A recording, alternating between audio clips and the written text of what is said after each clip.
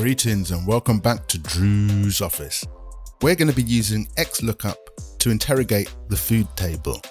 And we'll also see how to use absolute cell referencing with tables.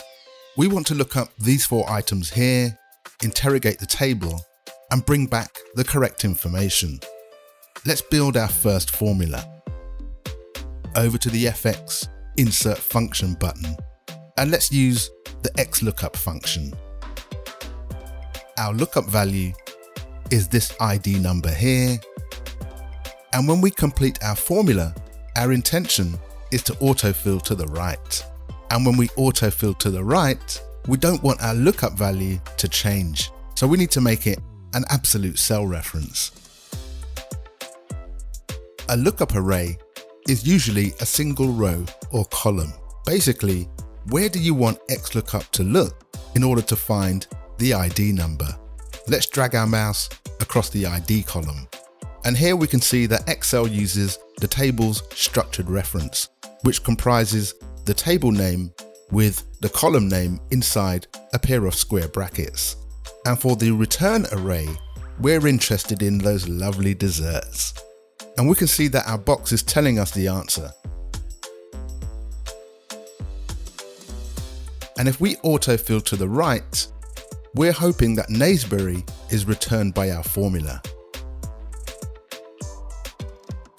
Let's check out both formulas to find out why we're getting an error message.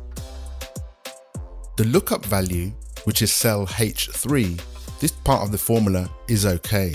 It's an absolute cell reference, so it didn't change when we autofilled. But the lookup array, this part of the formula changed when we autofilled. We need to make the lookup array an absolute cell reference too, and we can do that in the formula bar. So with the table structure, F4 doesn't work, and neither does putting in $signs. To make our lookup array an absolute cell reference, we need another pair of square brackets. And we're saying start in the ID column through to and finish in the ID column. Close of our square brackets.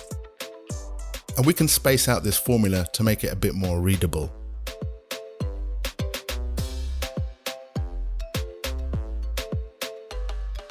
So now when we autofill, we can enjoy our Naseberry and our pina colada.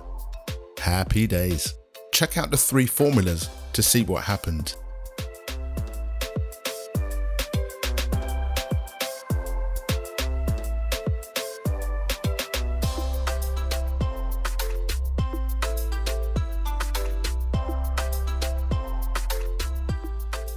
For the next one, let's see if we can type out this formula in the formula bar.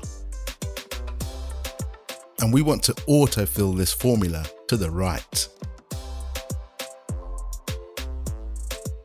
Our lookup value is fixed.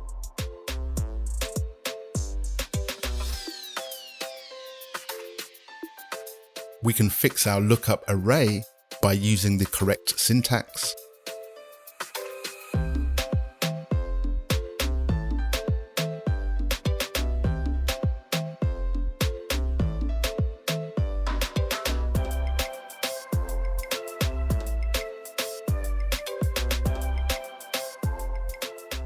And we want to bring back some lovely dessert.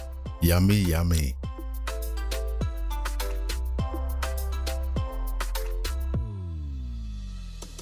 And when we autofill to the right, boom. Now, if we fancy a roast lamb or a curry, we can find both of these in the same lookup array.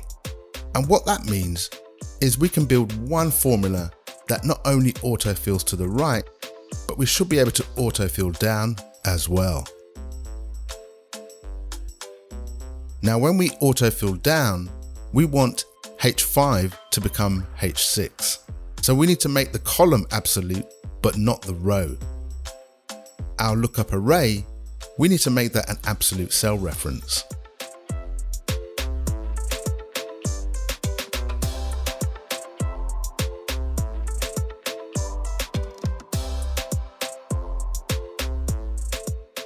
And our return array, is those lovely desserts over there.